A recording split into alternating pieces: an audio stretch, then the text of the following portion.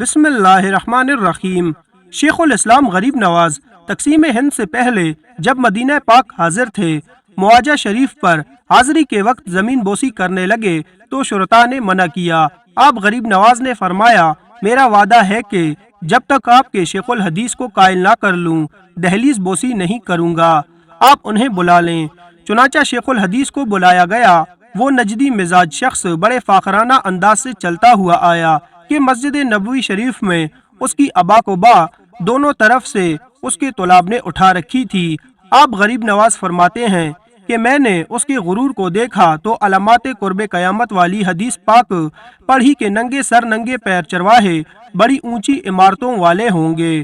اس نے آتے ہی پوچھا کہ شیخ ہندی آپ کیا چاہتے ہیں؟ حضور غریب نواز نے فرمایا کہ میں چوکھٹ مبارک چومنا چاہتا ہوں، اور یہ میں آثار صحابہ کرام سے ثابت کر سکتا ہوں۔ آپ مستدرک امام حاکم اور مسند امام احمد منگوا لیں، میں حضرت ابو ایوب انصاری رضی اللہ تعالی عنہ کا عمل آپ کو دکھا دیتا ہوں۔ چنانچہ حدیث پاک کی دونوں کتابیں منگوائی گئیں۔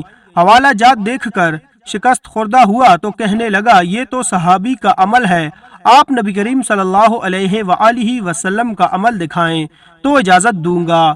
آپ نے فرمایا کہ حضور نبی کریم رؤوف الرحیم صلی اللہ علیہ وآلہ وسلم سے بڑا کون ہے؟ آپ بھلا کسی کا مزار کیوں چومیں؟ ہاں البتہ نعوذ باللہ حی و قیوم کا مزار آپ دکھا دیں تو چومنا میں ثابت کر دوں گا۔ آپ نے یہ ساری گفتگو فصیح عربی میں فرمائی۔ سن کر کہنے لگا کہ شیخ ہندی کو اجازت ہے، جو چاہیں کریں، اب انہیں کوئی منع نہیں کرے گا۔ آپ فرماتے ہیں کہ میں نے بصد ادب و نیاز دہلیز بوسی کی تو اہل قافلہ کو بھی فردن یہ سعادت نصیب ہوئی، جو بھی آئے چومے اور کہے کہ ہم تو شیخ ہندی کے ساتھ ہیں۔ نجدی کہنے لگا کہ اس طرح تو ہماری نظم و ضبط ہی ختم ہو جائے گی، لہٰذا آپ مدینہ پاک۔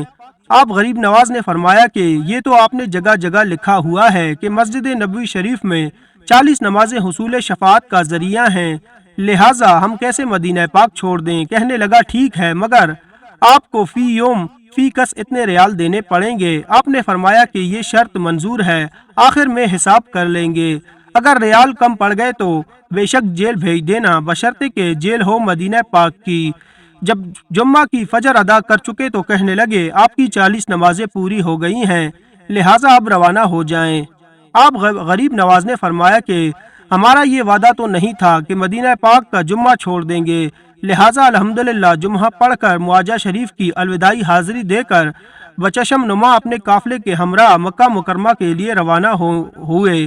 اسی دوران ایک اور واقعہ بھی ہو گیا۔ ایک مقامی مدنی صاحب بھی موقع غنیمت جانتے ہوئے قافلے کے ساتھ دہلیز بوسی کرنے لگے۔ شرطے نے بڑے غصے میں در فضا میں بلند کیا۔ حضور غریب نواز نے درہ پکڑ لیا اور پھر فصیح عربی میں تقریر فرمائی کہ آپ کے پتہ نہیں شمال سے آئے ہیں یا جنوب سے، انصاریوں کی اولاد اہل مدینہ پر درہ برسانا چاہتے ہیں جن کے صدقے تنخواہ لیتے ہو۔ ایک مجمع تھا جو اہل مدینہ کے فضائل سن رہا تھا اور شرطا کو عرق ندامت میں شرابور ہوتا دیکھ رہا تھا۔ حضور غریب نواز فرماتے ہیں کہ ہم جب روانہ ہو رہے تھے تو وہی مقامی مدنی صاحب دوڑتے ہوئے آئے۔ ان کی جھولی میں قبر انور شریف کے کچھ پتھر تھے۔ کہنے لگے کہ جب حضرت نور الدین زنگی کے دور میں بحکم حضور رحمت للعالمین صلی اللہ علیہ وآلہ وسلم قبر انور کو پختہ کیا گیا تو ان کے جد اعلیٰ اس کار خیر میں شامل تھے اور وہ یہ پتھر تبرکن لائے تھے۔ کہنے لگے جزد اطہر سے مس ہونے والے ان تبرکات کے آپ اہل ہیں۔ میں نے دامن پھیلایا تو مدنی صاحب نے عطا فرما دیے۔ میں نے آنکھوں سے لگائے، سر پر رکھے اور مدنی صاحب کا شکریہ ادا کیا۔